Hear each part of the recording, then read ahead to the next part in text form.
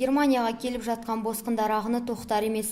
Жексенбі күні таңертең тағы 750 босқын Мюнхеннің бас вокзалына келіп жеткен. Сол күні түнде 12 мыңға жуық қашқынды паналатқан қалада орын жетіспеушілігі қатты байқалып жатыр. Бавария федералды жерінің үкіметі осы орын алған жағдайға байланысты шұғыл отырысты бас қосты.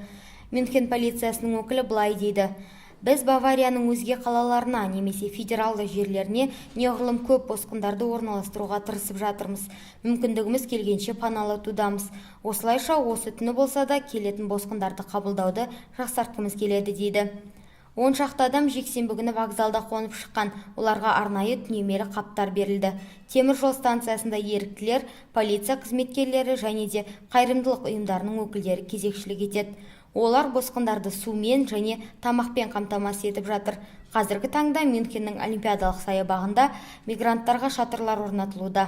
Демалыс күндердің нәтижелерін ескерсек, босқындардың жалпы саны 40 мыңнан асуы мүмкін. Египеттің қауіпсіздік күштері қателесіп 12 мексикандық туристерді атып алған. Тағы 10 мексикандық және египеттік туристер жарақат алған. Аталған қайғылы жағдай жексенбі күні батыс даладағы Эль-Вахат ауданында орын алды. Ол жерде арнайы қызмет өкілдері Ислам мемлекеті тобының қарақшыларын аңдып, терроризмге қарсы операция өткізіп жатқан болатын. Осылайша 4 джипке қателесіп оқ ата бастаған. Соңында ол көлікте тыйым салынған аймақта қалып қойған Мексикадан келген туристер болғаны анықталды.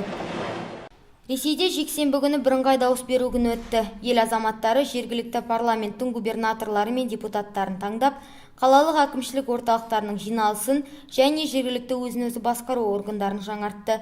Жалпы алғанда 90 мыңға жуық депутат мандаттары мен 1300-ден аса қызметтері жүктелген. Бұл 2016 жылы мемлекеттік дума құрамына ауыстырар алдындағы соңғы сайлау. Сайлау бөлімшелеріне 59 миллионға жуық адам шақырылған. Сонымен бірге Қырым қаласында да дауыс беру жүргізілген.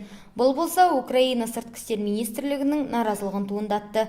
Соңғы болып губернатор сайлауын өткізіп жатқан Калининград облысындағы сайлау бөлімшелері жабылды. Алдын ала есептеу бойынша бөлімшелердің басым көпшілігінде Единая Россия партиясының кандидаттары көш бастап келеді. Сондай-ақ Справедливая Россия, Ресейдің либерал-демократиялық партиясы мен коммунистердің де нәтижелері жаман емес.